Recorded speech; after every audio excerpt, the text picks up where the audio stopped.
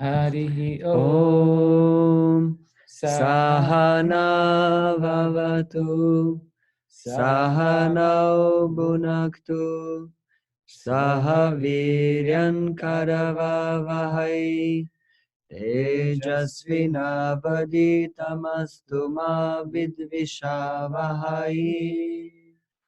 Om Shanti Shanti Shanti. Om Jaya Shri Krishna Chaitanya Prabhu Nityananda Shri Advaita Gadadara Srivasadi Gaura Bhakta Vrinda Hare Krishna Krishna Krishna Hare Hare Hare Rama Rama Rama Hare Hare. Hare Krishna. Welcome again to our seminar on Madhurya Kadambini, Shiva Vishwanath Chakravarti Thakur. The last time we started to describe gradually the whole process of devotional service, through what kind of stages this process goes. And we spoke first about Shraddha, how our faith should be pure faith, opposite to mixed faith. In other words, we should have the internal conviction that there is nothing higher than performing devotional service, associating with Krishna and with the devotees, and going back to the spiritual world after this lifetime. This should be the conviction on the basis of which a devotee should perform devotional service. And this devotional service is considered pure devotional service. We spoke how important is the association with the devotees, and how under the guidance of a guru, one starts his bhajana kriya, or active performance of devotional service. We spoke that there are two kinds of devotional service. Active devotional service. One is anishtita, or unsteady, and one is nishtita. What is the difference between the two? Well, the difference is that on the first level, still in the heart of the devotee, there is some anarthas, or unwanted things, unwanted desires, and they make him, they don't allow him to be steady, to be fixed in his performance of devotional service. So we spoke that Shiva Vishwanath Chakravarti Thakur is describing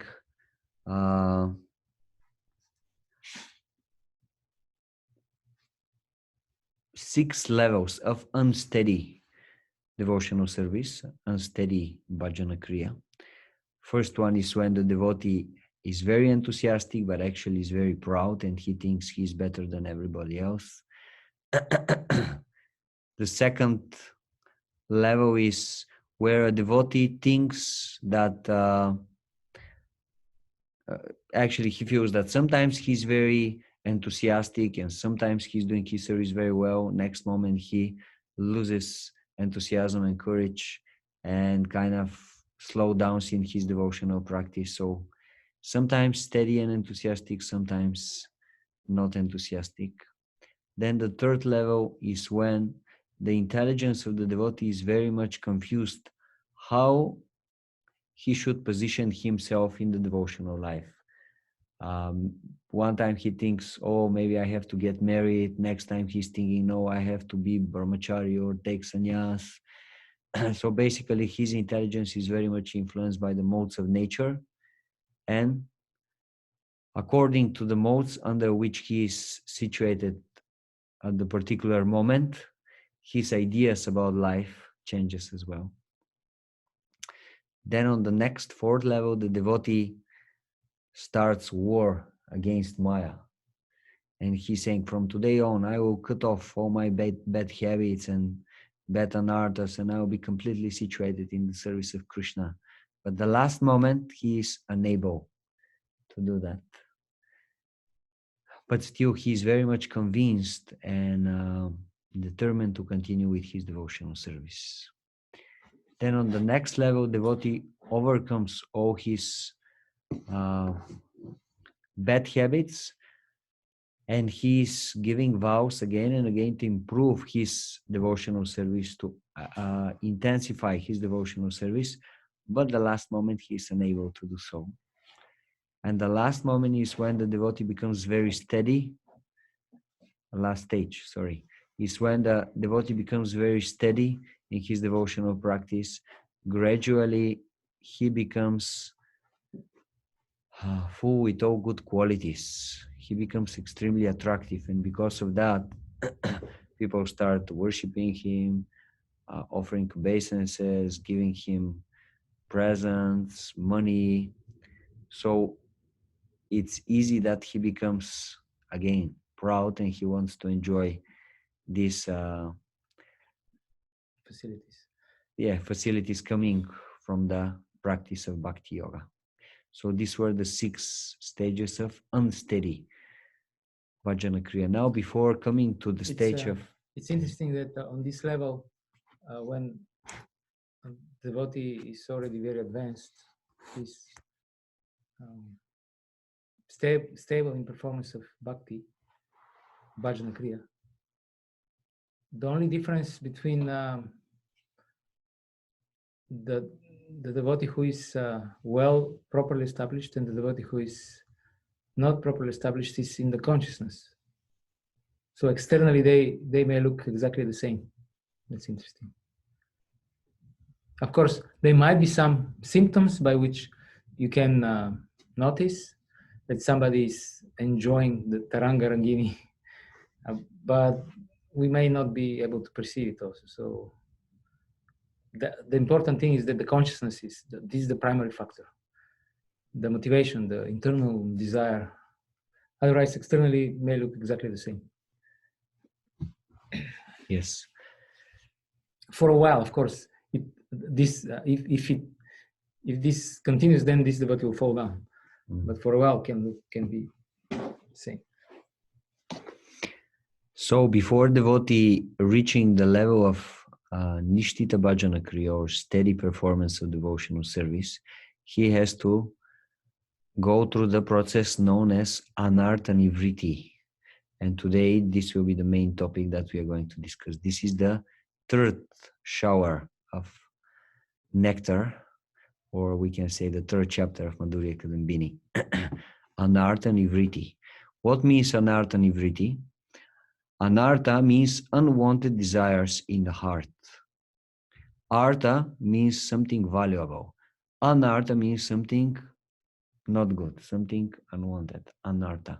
And Nivriti means to finish off, to clear, to destroy. Yes. So basically, the process of Anartha Nivriti, the idea is that we get rid ourselves from all desires, all bad habits that are stopping us getting steady in our devotional practice. And Sri Vishwanath Chakravarti Thakur is saying that there are 4 kinds of anarthas which are disturbing us on our progress in devotional service. So I will tell them with their Sanskrit names and explain what they mean. First anarthas are dushkritota anarthas. These are anarthas that appear from sinful actions that we were doing before, sinful activities. Then we have sukritota anarthas, anarthas that are appearing because of good things that we are doing, pious activities. Later we'll discuss how this is possible, something pious and good to be anartha. And then we have aparada utta anarthas, anarthas that are coming from offenses. And the last group is bhakti utta anarthas, anarthas which are coming from the process of devotional service. This is also interesting, how it is possible from the process of devotional service to appear anarthas. So now we are going to discuss these 4. First group dushkriti uta anarthas which are coming from sinful actions, well, we perform certain impious activities or sinful activities. What is sinful activity? Sinful activity means something which is prohibited in the Shastras, in the scriptures. If something is prohibited, if we do it, that means sinful activity. And there is a bad reaction that we are not following the instruction of Shastra. So these sinful activities that we are doing gradually will bring suffering in our life. And this suffering will not allow us to be steady in the process of devotional service. One way or the other, this suffering, they will take away our attention from the process of devotional service. Or also sinful inclinations. One of the results from performing sinful activity, as we spoke earlier, is that we develop again inclination to do the same sinful activities. And when our mind becomes very attached to these activities, it can hardly be attached and focus on the devotional service of Krishna or Krishna himself. So this is how the things work with dushkritota anarthas or anarthas from sinful activities. Same is about sukritota anarthas. Anarthas. So just to mention, there are five types of these anarthas. That they arise from sinful activities, and they were mentioned before in previous lectures. Ignorance, false ego attachment, hatred, and fear of death. If you remember, avidya, smita, dvesha, abhinivesha. Okay, so these are the five types of anarthas arising from sinful activities. And anarthas arising from pious activities are the addictions to the enjoyment which arise from pious action.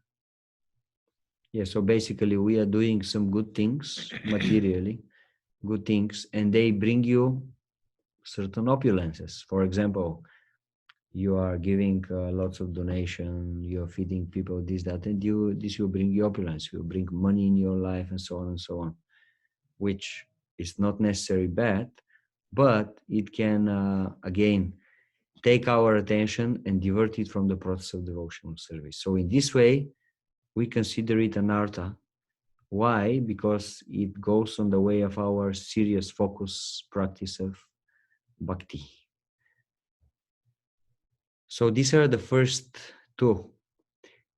Then aparada, anarthas coming from aparada or from offenses.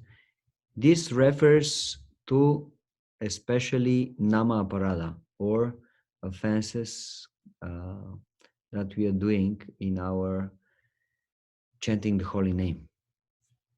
10 offenses against the holy name. This is what means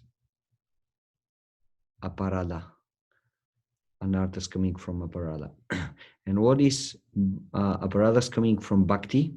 Well, while we are doing our devotional service, while we are worshipping the deity, while we are trying to following the rules of the process of devotional service, the 64 angas, 64 activities in devotional service described in Nectar of Devotion, we may not do properly some of them. Or in other words, we may do some offenses in this process. And this is creates certain reaction that makes us unsteady. For example, we may lose taste to some extent from not properly performing our devotional service. So this becomes anartha in a sense that stopping us from fully focus ourselves in the process of devotional service. Also, something similar to Taranga Rangini, the facilities of devotional service arise, and one can become attached to Lava Puja Pratishta. Yes. And that means name, profit, adoration, these are difficult to give up, even more difficult than Acharyas explained, even more difficult than gross lusty desire, this is more subtle and it's difficult. When you have many followers, people glorify you, and it's easy to become bewildered by this. And yeah, example is to think that I'm very advanced and I'm guru of the Vaishnavas. This is example of this anartha arising from bhakti. Mm-hmm. So basically, if we have to again repeat them, just to remember them. Dushkriti uta anarthas, coming from sinful actions. Sukriti uta anarthas, coming from pious deeds. Aparada uta anarthas, coming from aparadas, from offenses against the holy name. And bhakti uta anarthas, coming from the process of devotional service. Mainly means, as we said, during the worshipping the deity or committing offenses in our service. Yeah, improper performance of bhakti. Mm-hmm. So then, the anarthas from sinful actions and from pious deeds, they are very easily destroyed and very fast from the process of bhakti. Because by chanting the holy name of Krishna, this will go away very fast. That's why it's not wonder that when devotees join and sincerely practice the process of devotional service, we can see that very easily they can give up bad habits that before that they may try to do, and it was very, very difficult to give up. Just by starting seriously chanting Hare Krishna, associating with the devotees, taking prasadam, very easily devotees, they can give up sinful activities, bad habits that they had before. So the first two anarthas, they are destroyed very easily just by chanting Hare Krishna and associating with the devotees and taking prasadam. Now the last category, seva paradas.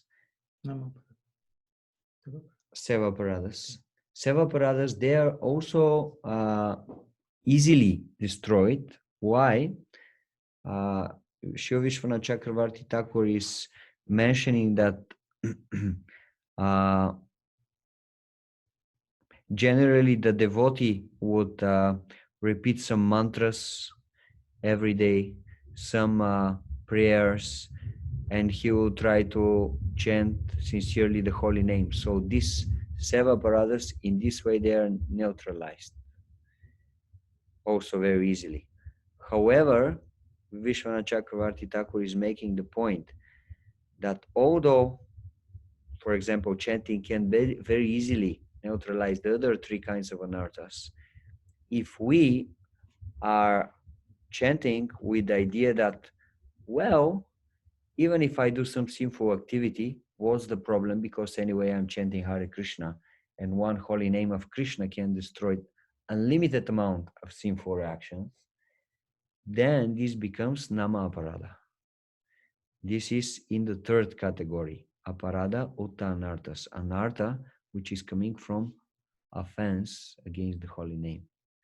So this is the most difficult apparatus to be destroyed, that one should free from.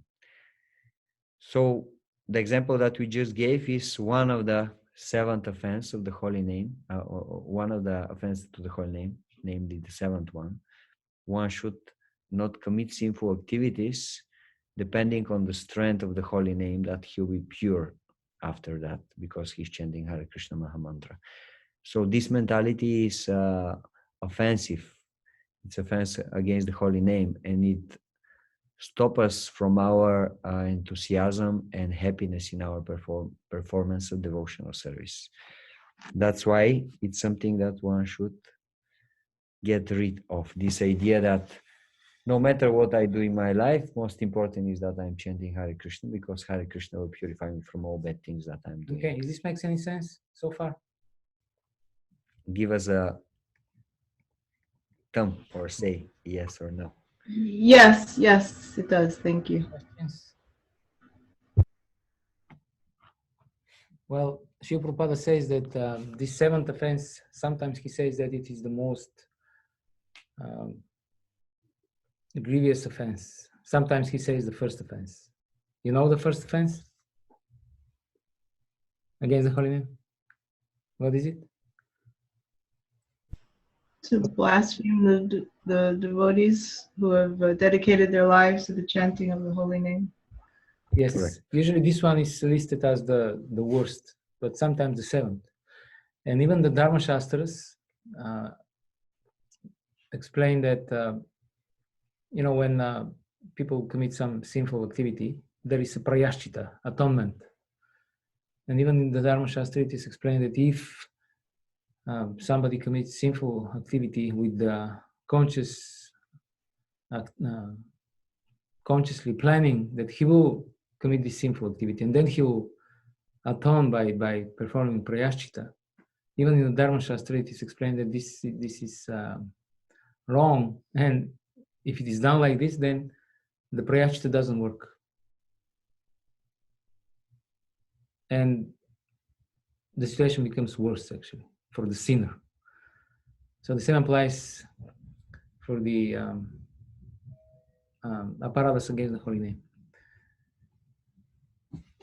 Yeah, so basically, speaking about these 7 offense, Vishwanath Chakravarti Thakur is saying that this is refers to when one is sinning on the strength of the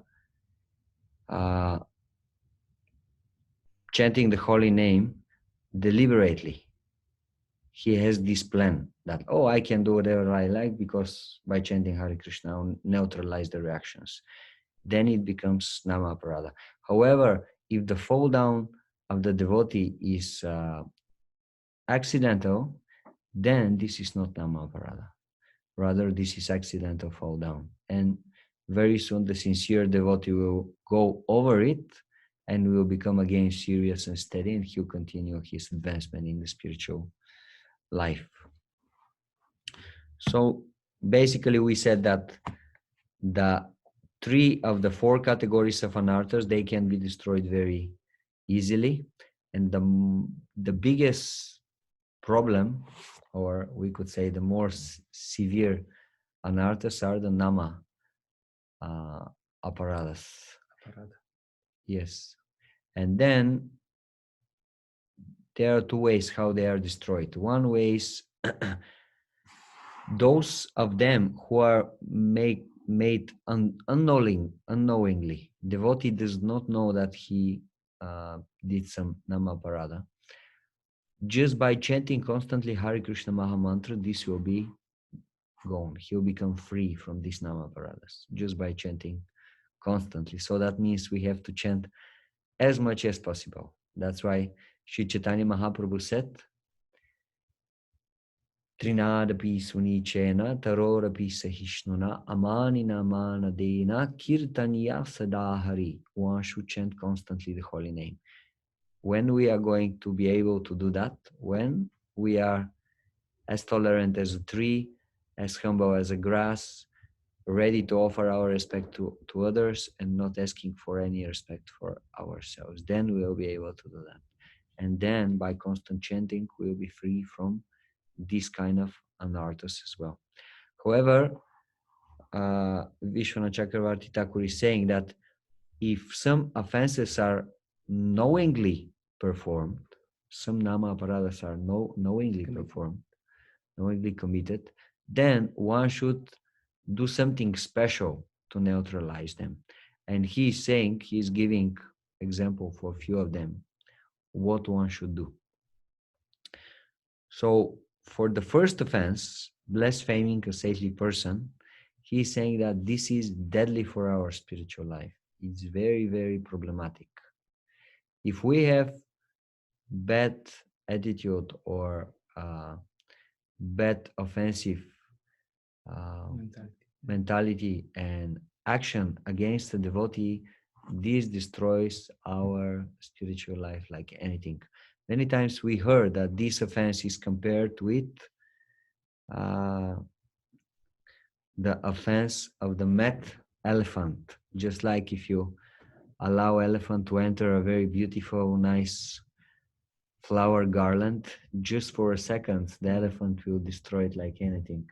So in the same way, if you allow problematic mentality towards the devotees to enter in our mind and in our heart, this will destroy our garden of bhakti and our plant of devotion, bhakti lata bija. We should not be envious to the devotees. We should not be antagonistic to the devotees. We should not criticize the devotees for things, wrong things that they did in their past.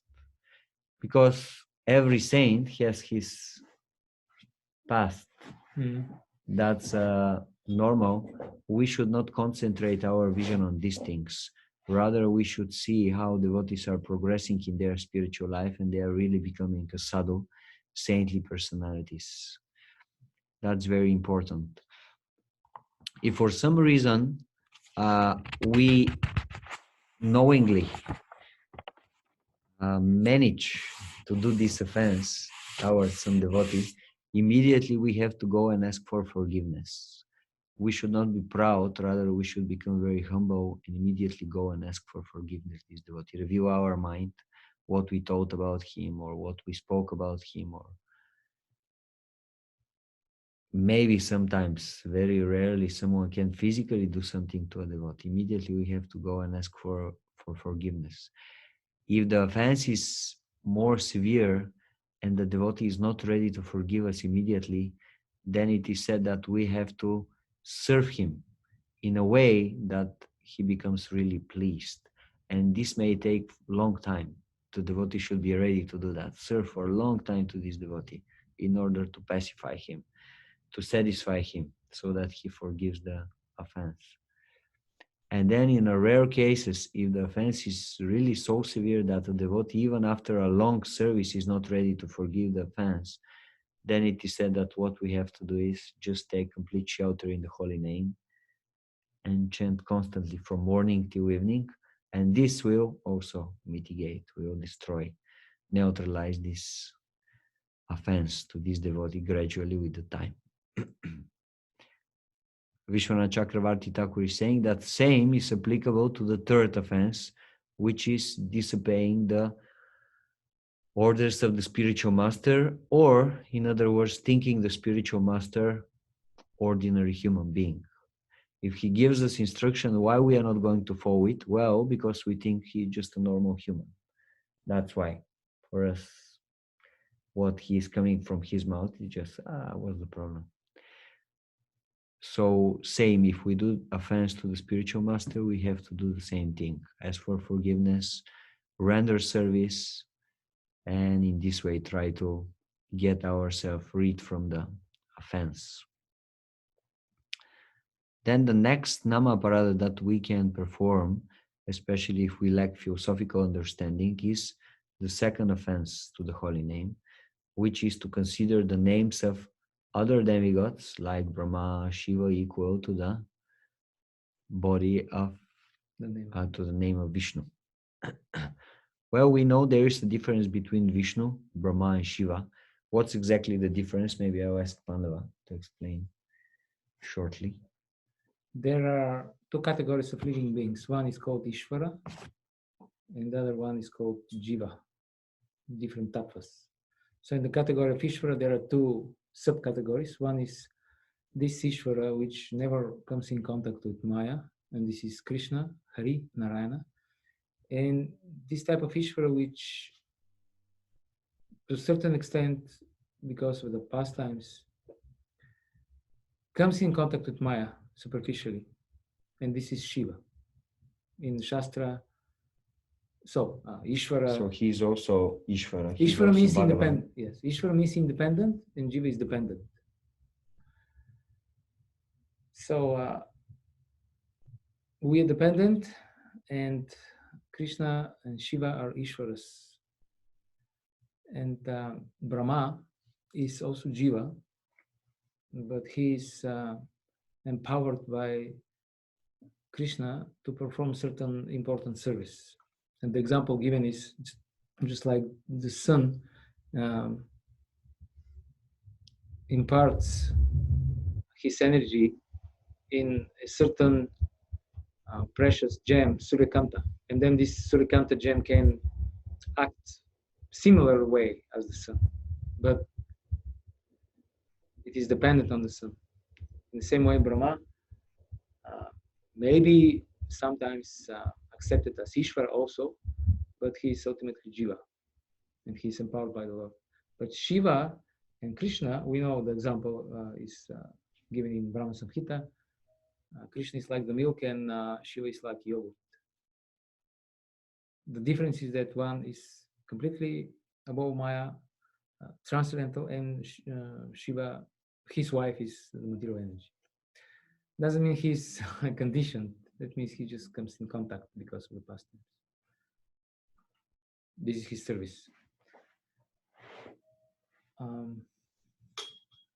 Yeah. Yeah. So because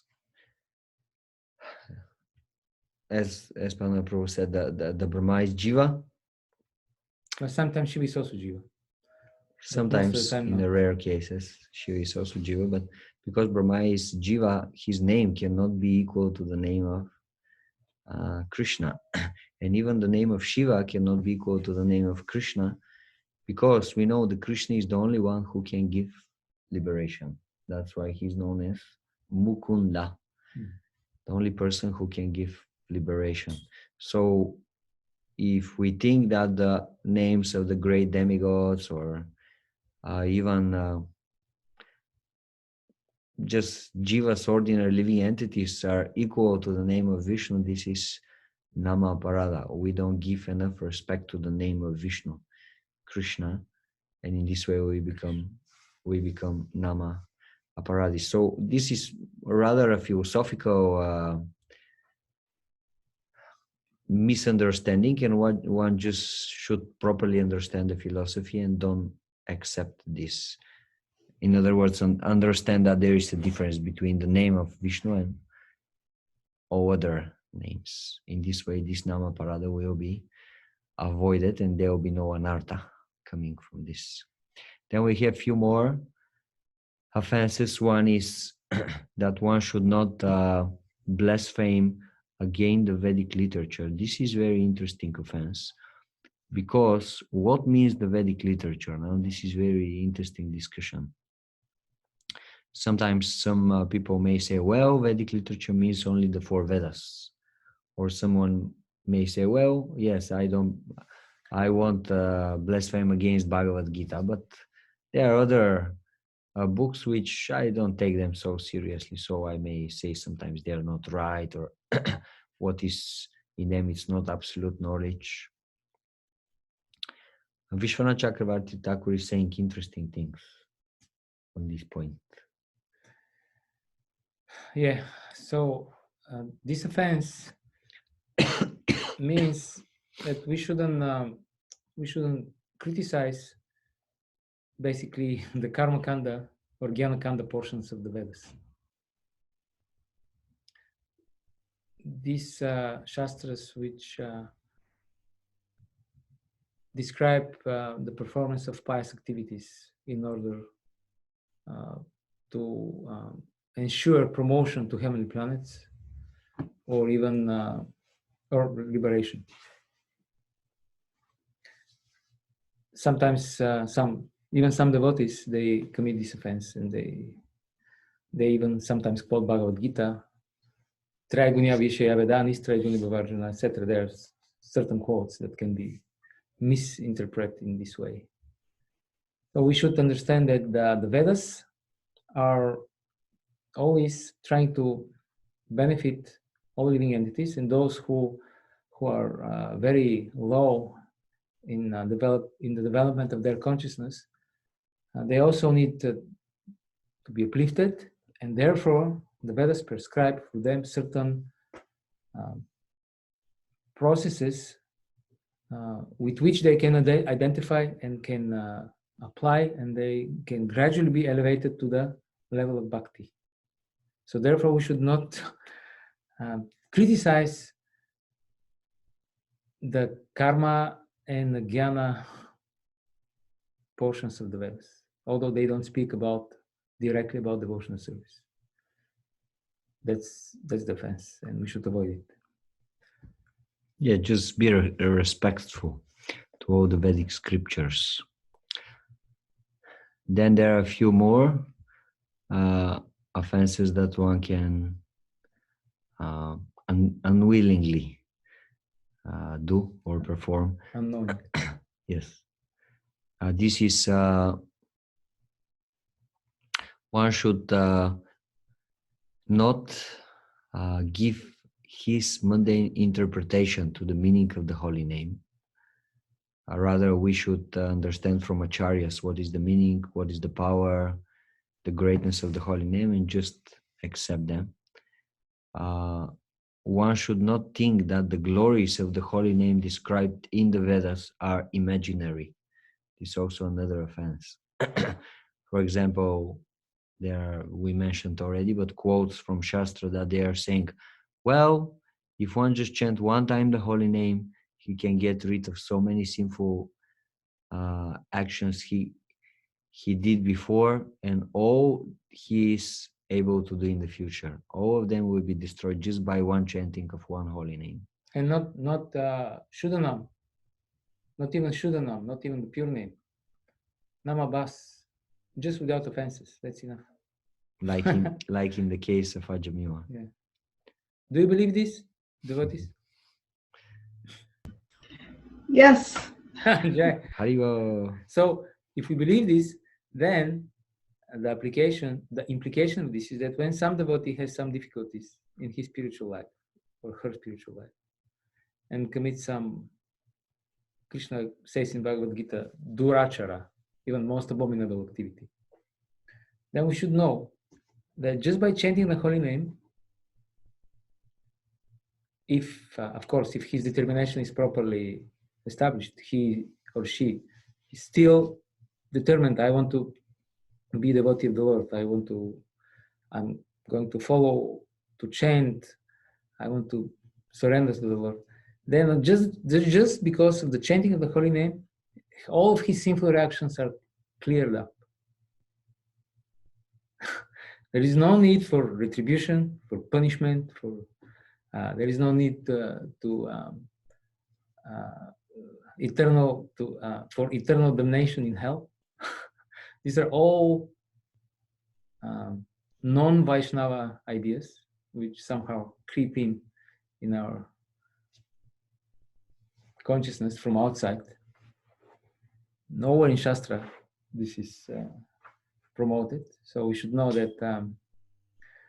Of course,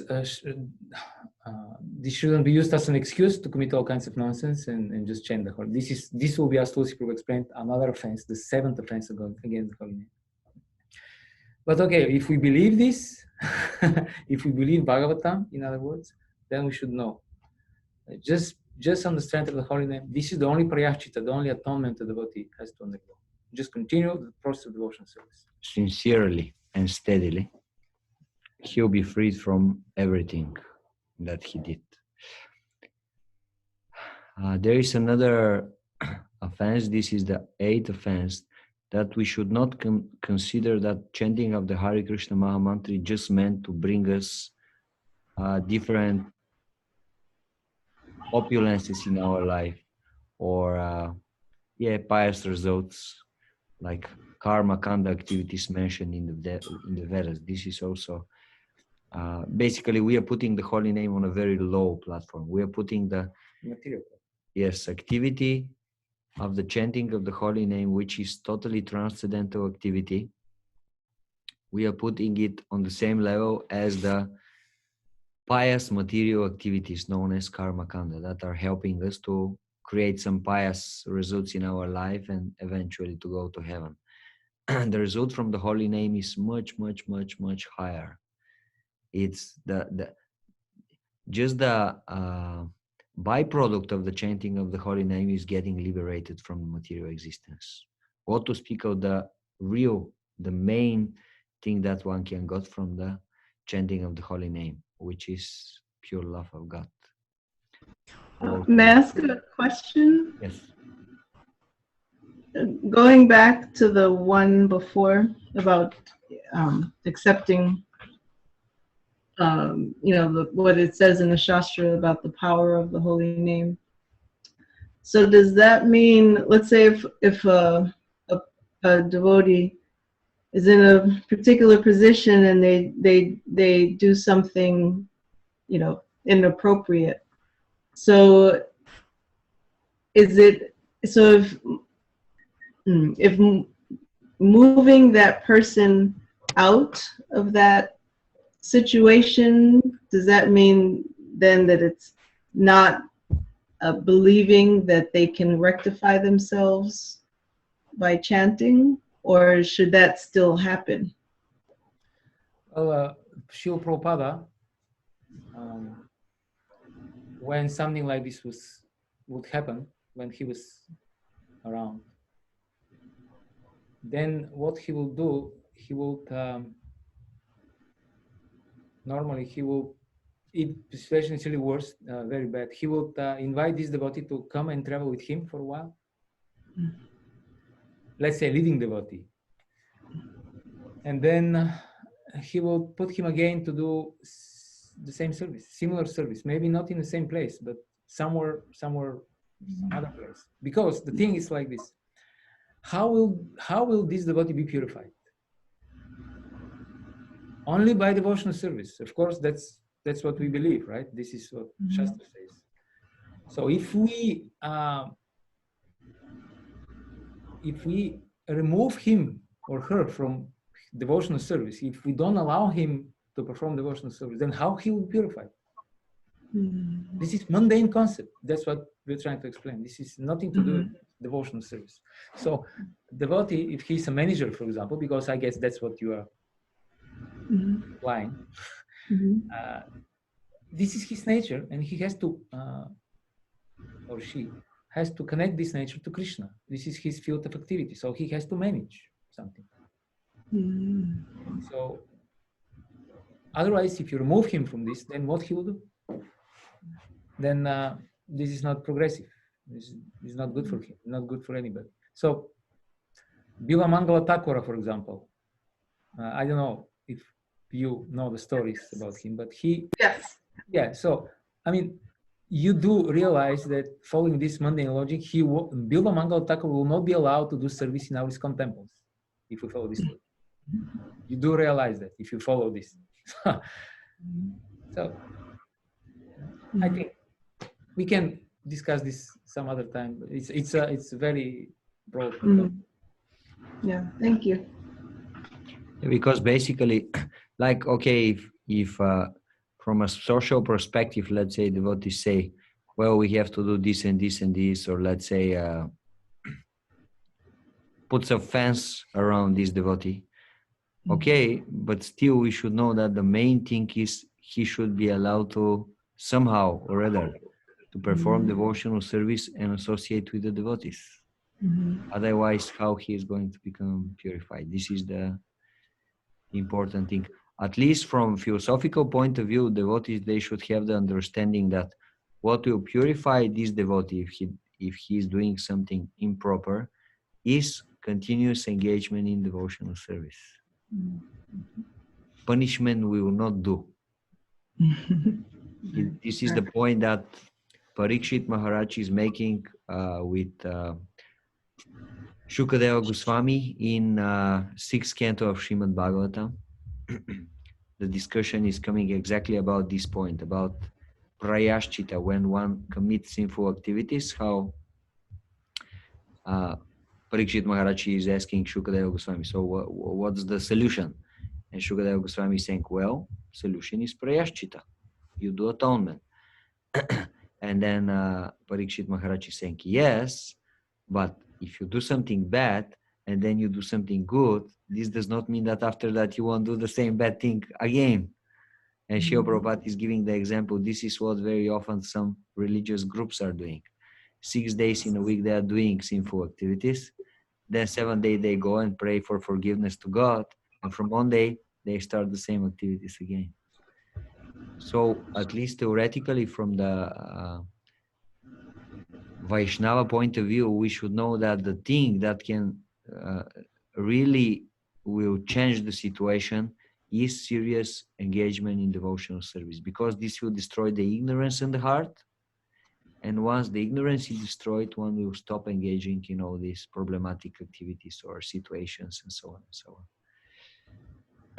It's just like if there is some problematic situation in a family. For example, let's say someone is a family man and he has a kid, let's say a son, and then the son start I don't know, taking drugs or even selling drugs. Now this is a serious problematic situation. Well, obviously he will do something to change the situation, but he will not stop the relationship. He will not stop the relationship. Rather, he will try to work in both ways. Okay, maybe he will reduce, how you say, to some extent,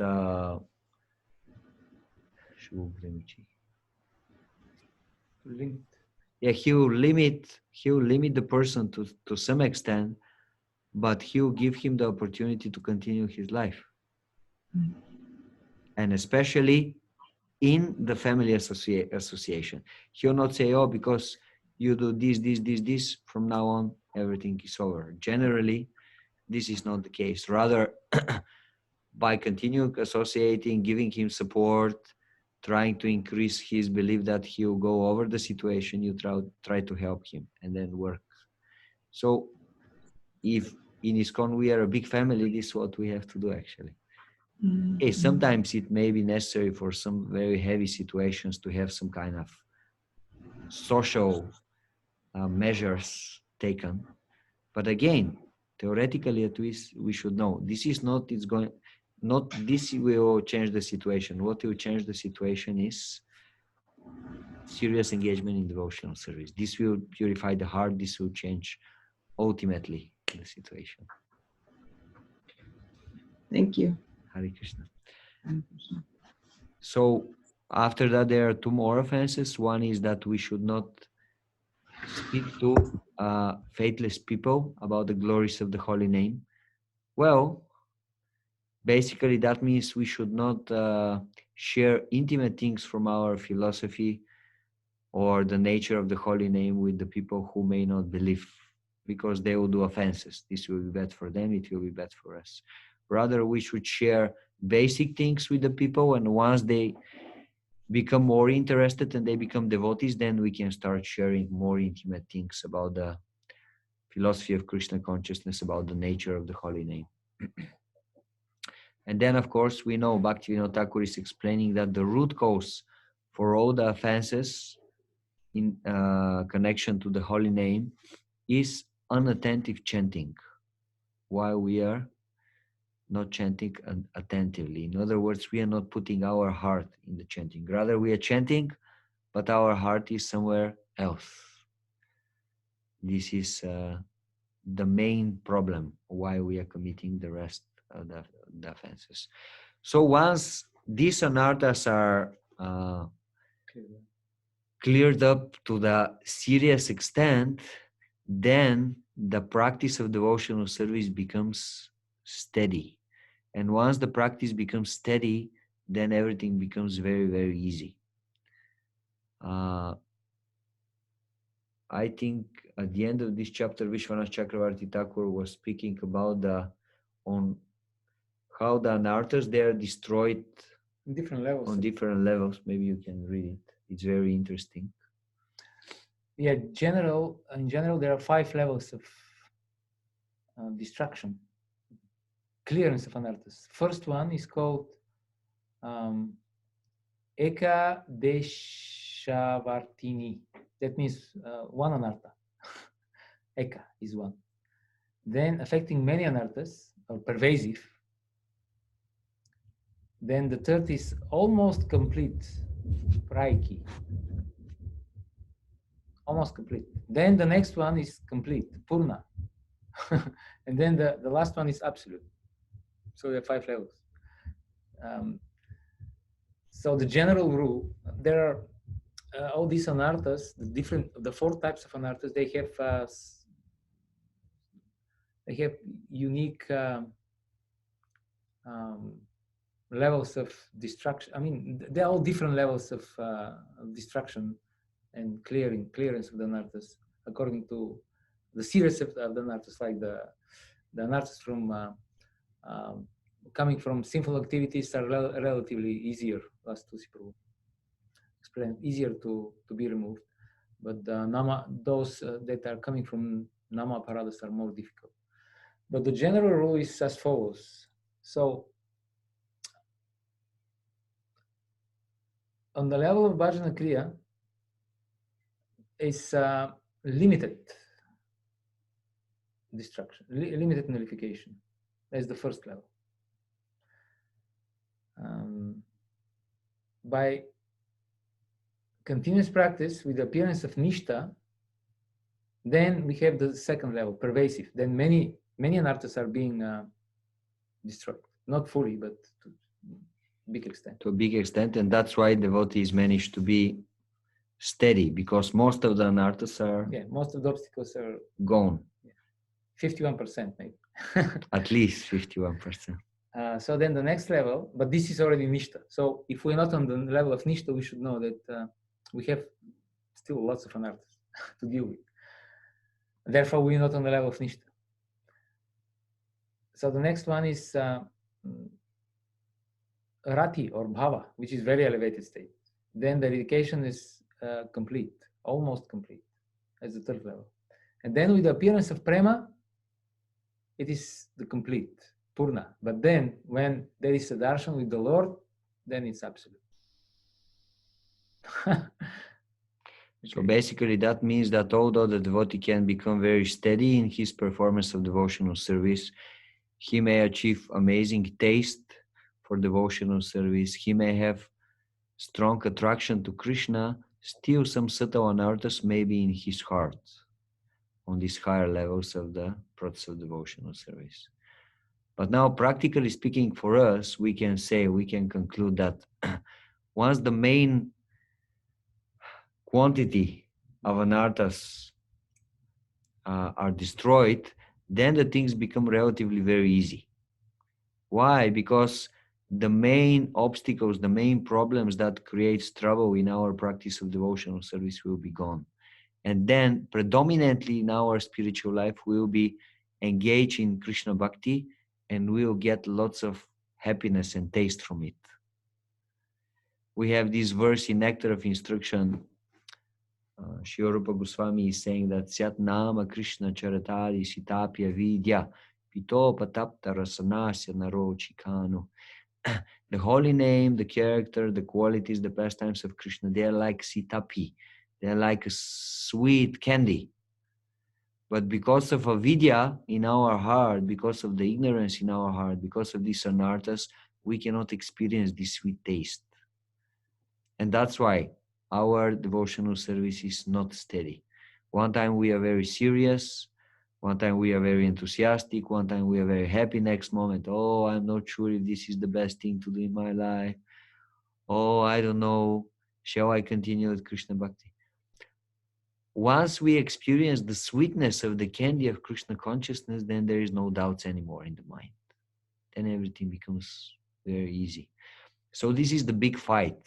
The big fight is now from our platform of unsteady performance of devotional service to clear the most of the anarthas to the big extent, and then to start experiencing regularly, every day, the sweetness, the taste of Krishna consciousness. Then everything starts getting very, very easy. Sometimes the acharyas are giving the example that until we reach nishta, the platform of steadiness in devotional service, it is just like we are going up the mountain. And nishta is when we reach the top, the plateau. Once we are there, then it becomes very easy because we are not going up. We are saying on the same thing. And then from ruchi onwards, it's just like we are going down the mountain. So it becomes very, very, very easy and natural to do devotional service, to think about Krishna, to associate with the devotees, to read Bhagavatam, to chant the holy name. Everything becomes very, very easy.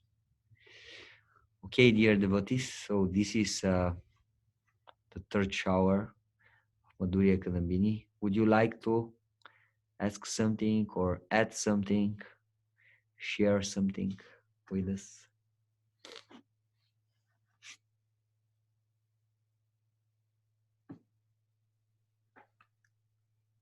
I want to say something, maybe the last thing. We'll talk about this next time, but it's interesting to note that the result of these offenses, the Namaparada,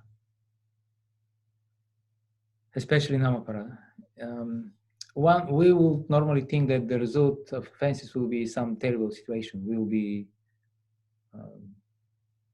Will change our situation in some very unpleasant way. I mean, materially.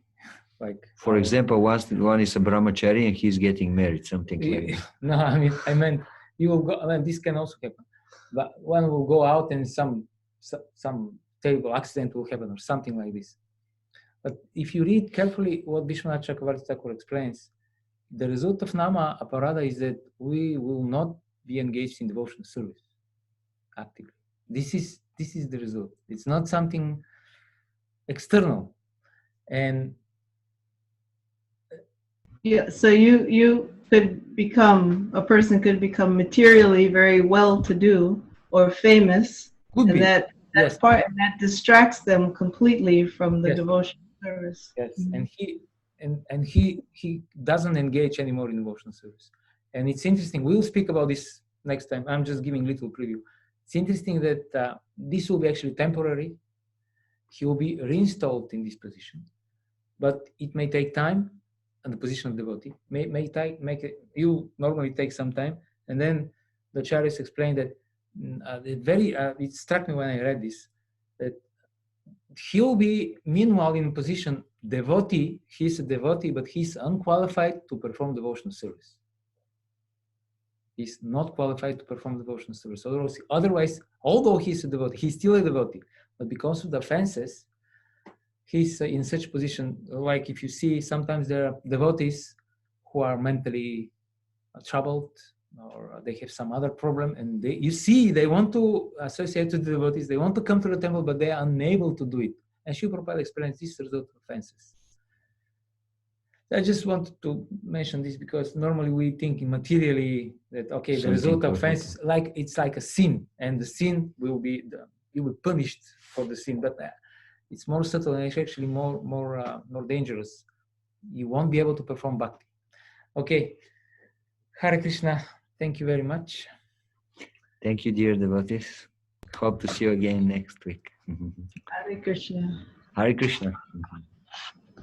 Om Hare Krishna. Hare Krishna, Krishna Krishna, Hare Hare. Hare Rama, Rama Rama, Hare Hare. Jai.